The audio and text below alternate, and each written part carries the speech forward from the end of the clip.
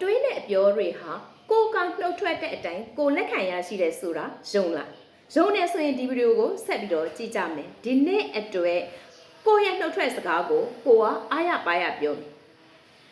ငါဒီနေ့အတွက်ကံကောင်းတယ်ဘာလို့အောင်မြင်တယ်ဆိုတဲ့စကားကိုရဲ့သက်စေပြောလိုက်ပါအသက်60ရှိတဲ့လူခောက်ရည်60နှုတ်ကနေပြီးတော့ထွက်ပြီးတော့အားရပါရပြောပြရဘာဖြစ်လို့ဒီနေ့ပြောခိုင်းလဲချက်ရတော့ချစ်မဲဆွေတို့ရဲ့စိတ်ထဲမှာဒီနေ့အိယာနိုးတာနဲ့အလိုအစင်မပြေဘူးဘာပြောဘာလို့အစင်မပြေဘူးအိယာနိုးတာနဲ့စိတ်တွေလေးလံနေထိုင်နိုင်တယ်လို့ခံစား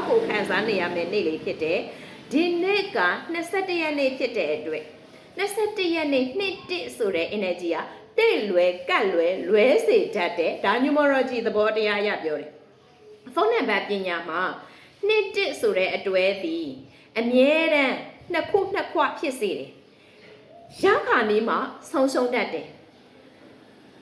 တိတ်လွယ်ကတ်လွယ်တဲ့အချီကြီးအောင်မြင်မယ်ဆိုလို့ရှိရင်အဲ့ဒီအချီကြီးကကတ်ပြီးတော့လွယ်တယ်ဒါပေမဲ့အစင်မပြေမှုဆိုလို့ရှိရင်နှစ်ကြိမ်နှစ်ခါလာတတ်တဲ့သဘာဝလေးကသူ့ရဲ့ပင်ကို energy ဟုတ်ပြီဒါဆိုလို့ရှိရင်ဒီကနန်းတွေဒီ2026 21ရက်နေ့လေးလပိုင်းကိုကျမတို့ကတလုံးတည်းရအောင်ပေါင်းလိုက်တဲ့အခါမှာပေါင်းခြင်းက8ရတဲ့အတွက်8ကနန်းသည် lucky number abundant ဟုတ်တယ်လက်ခံနေဒါပေမဲ့သူကအစွန်းတစ်ဖက်မှာနေတယ်တစ်ဖက်သည်အရန်ကိုမှအောင်မြင်စေတတ်တယ်လို့တစ်ဖက်သည်အရန်ကိုမှကြဆုံးစေတတ်တဲ့ရှစ်ကနန်းတဘာဝရတိုက်အခိုက်အတားဆီးတွေလည်းရှိတတ်တယ်အဲ့ဒီအတွက်ကိုယ်ဒီပထမဆုံးအိယာနိုးတာနဲ့ခုနကျမပြောလိုက်တဲ့ကံကောင်းခြင်း affirmation သို့မဟုတ် legalization ကိုကရော့ဖတ်လိုက်တယ်ဆိုရင်အဲ့ဒီတနေ့တာရဲ့တနေ့တာလုံးဒီကံကောင်းခြင်းတွေတောက်လျှောက်ရရှိသွားတာဖြစ်တယ်ဒါကကျမတို့ရဲ့